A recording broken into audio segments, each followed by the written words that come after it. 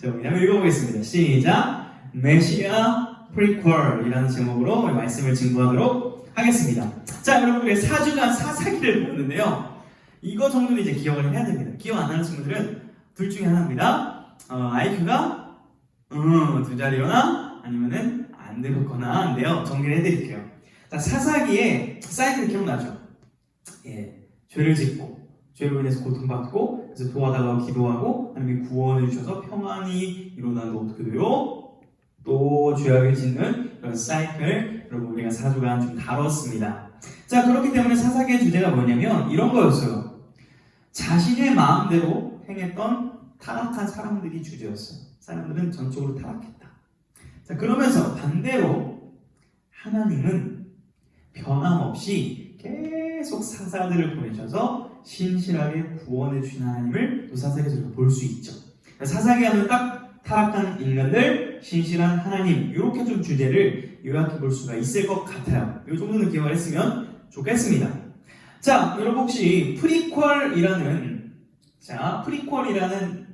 의미를 좀 아는지 모르겠습니다. 어떤 영화나 작품에 있어서 그 작품의 어떤 시간적 배경에 앞선 사건, 이 영화를 이해하기 위해서 그 앞에 어떤 일이 일어났는지 다루는 그런 속편을 프리퀄이라고 합니다. 예를 들어서 여러분 어벤져스 마블 영화 많이 알 겁니다. 그래서 어벤져스 1, 2, 3, 4 이거를 잘 이해하기 위해서 또 어떤 것들을 원래 봐야 돼요? 그 마블 영화 보는 그 순서 이렇게 네이버에 쳐보니까 뭐부터 보고 이렇게 이런 게 있더라고요. 그래서 저도 예전에 그거 따라서 본 기억이 있는데 아이언맨 봐야 되고 캡틴 아메리카 봐야 되고 헐크 봐야 되고 이런 거 있잖아요. 그걸 본 다음에 이제 어벤져스를 봤으면 조금 더 내용이 이해가 쉬운 그런 개념이 있잖아요. 그래서 프리퀄이라는 개념이 있습니다. 자, 그런데 우리가 왜 이 얘기를 하냐면 사사기를 읽었어요? 사사기의 주제가 뭐라 그랬죠? 전적으로 타락한 인간들 뭔가 이렇게 어두워. 자, 그런데 오늘 우리가 룻기를 읽었는데 이 룻기도 사사기 시대 때예요. 같은 시대 배경인데 사무엘상으로 넘어가게 되면 어떤 일이 일어나냐면 회복이 일어나요. 회복. 굉장히 좀 밝은 어떤 이미지가 샹 이렇게 바뀌어요. 그 어떻게 가능하냐? 물론 하나님이 그 일을 하시지만 그 대표적인 인물이 누구냐면은 이 인물입니다. 자, 저 그림만 봐서 누구인지 모르겠죠. 사무엘상의 대표 인물 누구예요? 이거 맞추는 사람은 그래도 주일학교 출신 기억 잘하는 사람? 다윗은 알죠? 아직도 이스라엘 사람들이 다윗을 그리워합니다. 지금도. 왜냐? 이 다윗왕 때 그 역사가 굉장히 엄청났거든요. 그 이스라엘 나라 가운데. 자, 그만큼 이 사무엘상 회복에 대한 얘기를 다루고 있는데 그 사무엘상을 이해하기 위해서 우리가 먼저 프리퀄로서 다뤄야 될 부분이 룻기라는 말입니다. 근데 이 룻기는 짧아요. 4장이에요. 그런데 그 4장의 내용이 굉장히 꽉 차 있고 이미 완성작이에요. 룻기 자체로도 굉장히 퀄리티 좋은 완성작인 성경인데요. 이제 이것을 우리가 사무엘상에 대한 성경 전체 프리퀄로서 우리가 이해해 볼 수 있는 내용이 바로 오늘 룻기입니다. 한번 살펴볼게요. 자, 1장 1절 어떻게 시작하는가? 따당 여러분의 목소리만 천천히 눈으로 읽어보도록 하겠습니다. 시작. 사사들이 치리하던 때에 그 땅에 흉년이 든가 유다 베들레헴의 한 사람이 그의 아내와 두 아들을 데리고 모압 지방에 가서 거류하였는데. 자, 읽으라고 하면 두 눈을 감은 친구들은 축복합니다. 자, 보세요. 사사들이 치리하던 때, 그렇죠? 사사기 때 일어난 일을 룻기 따로 다루는 거예요. 그러니까 속편으로 다루는 거거든요. 자, 그런데 어떤 일이 일어나냐면은 보세요. 유다 베들레헴의 한 사람이 모압 지방으로 갔다는 거예요.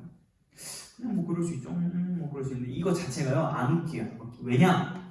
자, 유다 베들레헴이 어떤 땅이에요, 여러분? 여호수아 기억나요? 여호수아서? 이 베들레헴 땅이 약속의 땅입니다. 하나님의 선물이에요. 그런데 여기를 떠나서 어디로 가는 거예요? 모압 지방은 이방 땅이라고 해서 마치 이 비유를 해볼게요. 지금 우리가 남한 사람인데 비유가 100% 맞을지 모르겠지만 갑자기 난 남한 땅이 별로야. 그래가지고 탈남. 남한을 탈출해서 북한으로 간다고 생각해보세요. 상식적으로 이해하지 안 돼요. 자, 안 되죠. 그거보다 심한 거예요. 그러니까 하나님이 준 땅을 벗어서 모압 지방으로 갔다라는 것은 이미 그 이스라엘 백성들이 타락했다라는 증거가 1절부터 나오는 거예요. 자, 그런데 한 사람이 나와요. 어떤 사람? 나오미라는 여인이 있습니다. 나오미. 자, 부부예요. 부부인데요. 따당 남편이 죽어요. 이렇게 빨리 죽나? 두 아들을 낳고 죽습니다. 근데 아들도 죽어요. 제가 방금 5주 동안 말한 이야기는 실제 10년간 일어난 이야기입니다. 웃으면서 얘기할 게 아닌 게 남편을 잃어버리고 그렇죠? 두 아들을 잃어버리는 여인이 있습니다. 나오미라는 여인이에요. 이게 슬픈 여인입니다. 자, 그래서 고향으로 돌아가려고 해요. 다시 베들레헴으로 돌아가려고 하는데 두 며느리를 데리고 가려고 하다가 마음이 바뀝니다. 어떻게 바뀌냐면 1장 6절에서 이렇게 말해요. 나오미가 두 며느리에게 이르되 너희는 각기 너희 어머니 집으로 돌아가라 이렇게 말해요. 너네 돌아가. 그럼 축복해 줍니다. 여호와께서 너희 선대해 주시기를 원한다. 돌아가 얘기를 합니다. 반응 어땠을까요? 아니에요 어머님, 저희가 어머님도 어떻게 가? 절대 안 가요. 둘 다 그래요. 두 번째 얘기는 돌아가라니까. 그래서 한 명은 돌아갑니다. 오르바라고 하는 여자는 돌아가는데 한 명이 남아요. 그 여인이 누굴까요? 이따 알려줄게요. 근데 나오미 할머니께서 한 번 더 말해요. 돌아가라니까. 왜 이렇게 안 가? 세 번이나 말해요. 세 번. 자, 이 여인이 돌아갔을까요? 안 돌아갔을까요? 이렇게 대답을 합니다. 오늘 우리가 읽은 본문이에요. 자, 같이 한번 읽어볼게요. 시작. 룻이 이르되 내게 어머니를 떠나며 어머니를 따르지 말고 돌아가라 강못하지 마옵소서. 어머니께서 가시는 곳에 나도 가고 어머니께서 머무시는 곳에서 나도 머물겠나이다. 어머니의 백성이 나의 백성이 되고 어머니의 하나님이 나의 하나님이 되시니. 자, 보세요. 상상해보세요. 시어머니가 가! 집에 가! 집에 가! 근데 지금 뭐라고 대답하는 거야? 어머니! 저한테 떠나고 따르지 말고 돌아가라 강권하지 마시라니까요. 이렇게 화내면서 말하진 않았을 텐데 반박을 하는 거. 반박. 시어머니에게? 와우. 여러분 요즘 시대에 많이 유해져가지고 이제 어르신들과 대화하는 게 저도 뭐 어렵진 않은데 당시 시대는요 엄청 고대 사회거든요. 굉장히 함부로 윗사람한테 말하기 어려운 시대. 물론 지금도 그렇긴 합니다. 한번 예를 들어서 이렇게 생각하면 될 것 같아요. 제 눈앞에는 은혜쌤 시어머니께서 이걸 해라고 딱 말씀하셨는데 그거에 대해서 전 이거 안 할 건데요. 세번 반박할 수 있습니까? 현재? 쉽지 않아요. 쉽지 않습니다.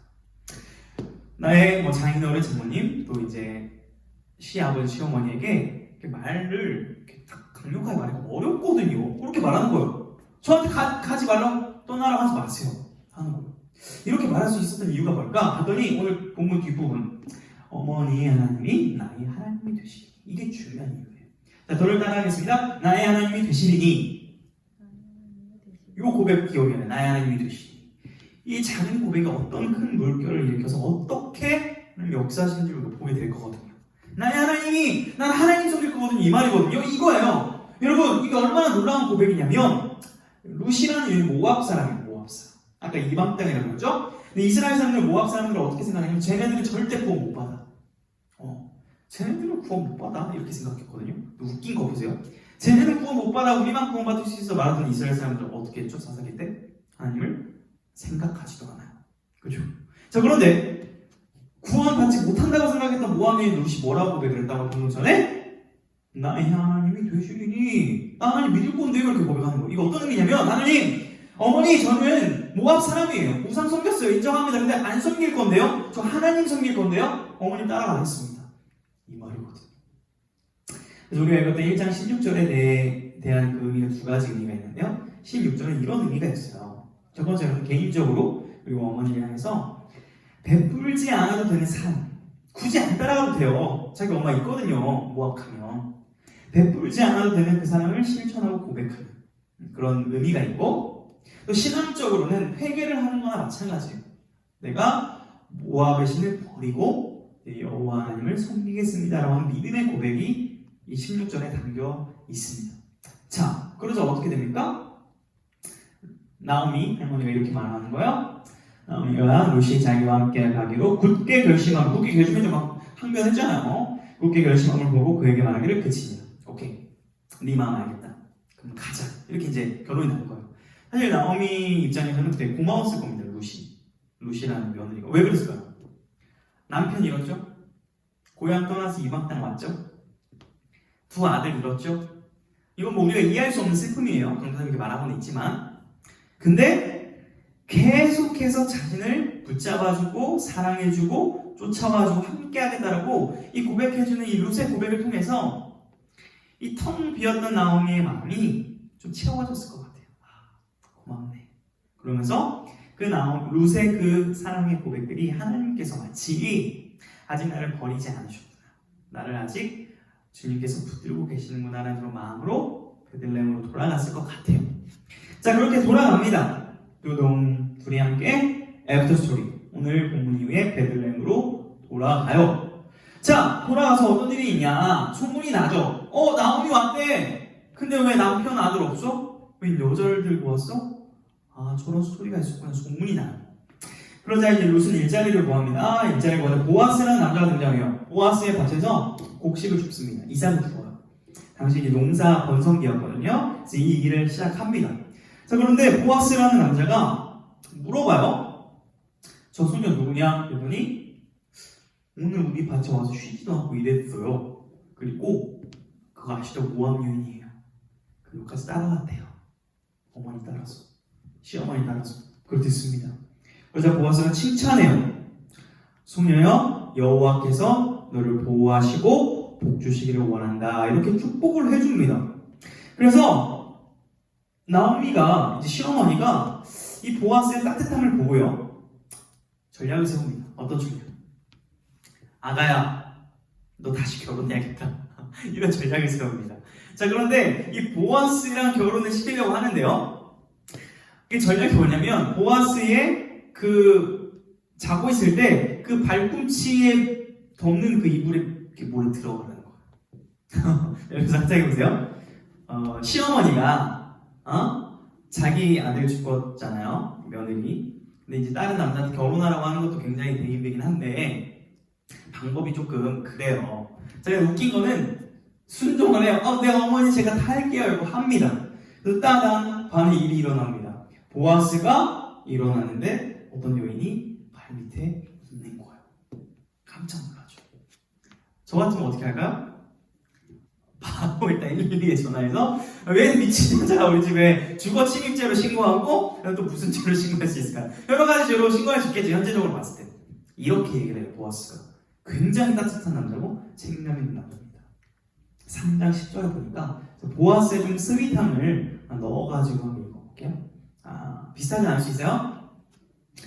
그가 이르되 내 딸아, 여호와께서 내게 복 주시기를 원하노라.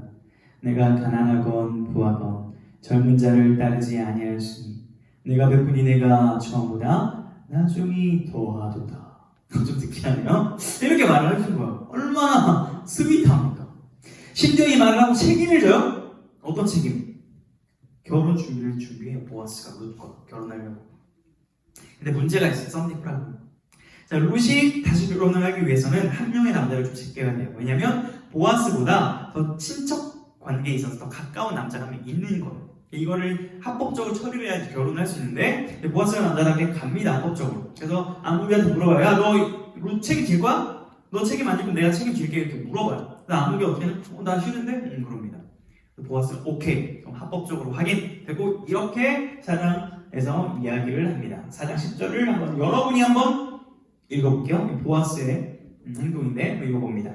시작. 또 너네 아내 모함 여인 룻을 사서 나의 아내로 맞이하고 그 죽은 자의 기업을 그의 이름으로 세워 그의 이름이 그의 형제 중과 그 성문에서 끊어지지 아니하게 하매 너희가 오늘 증인이 되었느니라 하니. 자, 이렇게 얘기하는 거예요. 사람들이 있는 상태에서 얘기하는 거예요.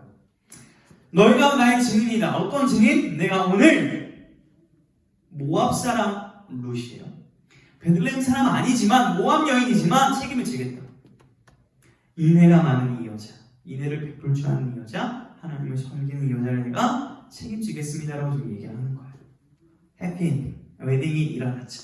그리고 아가를 낳아요. 어떤 아가? 오벳이라는 아가를 낳는데요. 이 룻기 마지막 4장 22절이 이렇게 결론이 내려진다고 읽어볼게요. 시작. 오벳은 이새를 낳고 이새는 다윗을 낳았더라. 자, 보아스와 룻의 아들 누구? 오벳. 자, 오벳의 아들 누구? 이새. 이새 아들 누구?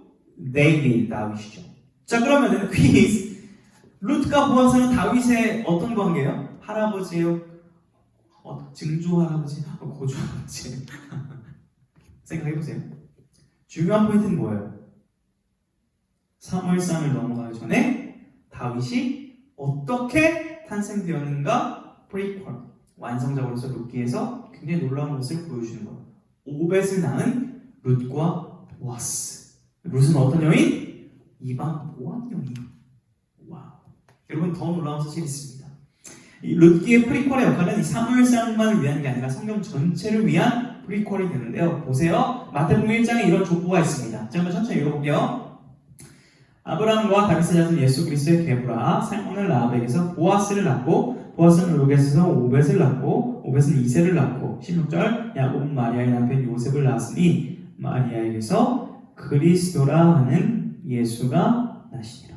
자, 보아스와 룻을 통해서 오벳이 났죠. 그 오벳을 통해서 다윗이 났죠. 그 다윗의 후손으로 누가 오셨다고요? 메시아와 그리스도는 같은 말이에요. 메시아 예수가 이 땅에 오셨다라는 거예요. 여러분, 이 메시아가 누구십니까? 지금 저와 여러분 예배를 드릴 수 있도록 죄를 사하여 주시고 구원하여 주시고 생명 주신 주님 아니십니까? 소중한 예수님이잖아요. 그 소중한 예수님이 나올 수 있게 된, 이 땅에 오실 수 있게 된 배경이 뭐라고요? 룻과 보아스의 만남. 그 전으로 가면 뭐예요? 오늘 본문의 고백, 룻의 고백, 나의 하나님이 되시리니 라는 고백을 통해서 그 물결이 파도치고 파도쳐서 오벳을 낳고 다윗 왕이 세워지고 그 다윗 왕의 후손으로 예수 그리스도가 왔다는 거야. 엄청난 비밀이에요. 여러분, 우리가 이 룻기를 통해서 배울 수 있는 것은 뭐냐면 우리가 적용적으로 결론적으로 베풀지 않아도 되는 그 사랑을 베푸는 헌신적인 삶을 살았던 룻을 통해서 하나님은 하나님 나라의 역사를 이루어 가신 거예요. 결국 어디까지? 메시아를 보내시고 그 메시아 예수 그리스도를 통해서 우리가 구원받는 일까지 누구의 헌신을 통해서? 룻의 그 고백과 그 사랑의 헌신들을 통해서 놀라운 일들이 일어나는 거예요. 그래서 저는 이것을 이렇게 부르고 싶어요. 메시아 예수 그리스도가 이 땅에 오셔서 우리가 구원받은 그 놀라운 역사에 숨겨져 있던 소편 프리퀄은 뭐예요? 룻의 나의 하나님이 되시리라는 작은 고백부터 시작이 되었다라는 거예요. 그러므로 여러분, 우리가 이것을 기억한다면 여러분 이번 한 주 삶 동안 하나님께서 베풀어 주신 사랑이 있잖아요. 예수님을 통해서 우리가 구원받았잖아요. 예배 드릴 수 있잖아요. 그 사랑에 감사하면서 여러분 주변 사람 있잖아요. 소중한 사람, 친구 혹은 뭐 부모님 아니면 뭐 강도사님이나 선생님에게 사랑을 표현해 보세요. 그리고 헌신적으로 섬겨 보세요. 그럴 때 여러분이 일상생활에서 경험할 수 없었던 놀라운 일들을 하나님께서 해나가기 시작하실 거예요. 왜요? 그 사랑을 베푸는 그 인애의 모습을 통해서 그 더 놀라운 하나님의 역사를 이루어가시는 하나님이기 때문에 그렇습니다. 오늘 룻기를 통해서 메시아가 태어나게 된 그 비결을 기억하며 여러분의 작은 그 헌신을 통해서도 하나님의 큰 일을 이루실 수 있다는 것을 기억하며 그렇게 사랑을 베풀며 살 수 있는 여러분이 될 수 있기를 주님의 이름으로 축복합니다.